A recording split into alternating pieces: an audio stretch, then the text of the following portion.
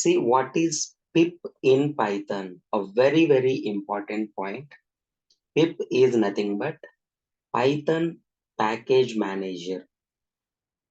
Python Package Manager. It is a program. First of all, we need to download and install the PIP program. And some of the versions, the PIP installation is available by default in Python. And what is the main purpose of PIP? PIP is used to add or is used to install any external libraries.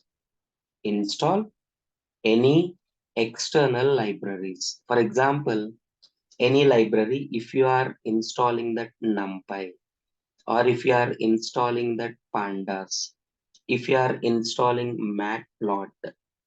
Matplotlib, right? Any external library, if you want to install, we are using simply pip. How to install means what? This is the syntax: pip followed by install and followed by the library name. When you just press enter, that information, so what is required, it will collect from the internet, and that external library will be installed into your Python application.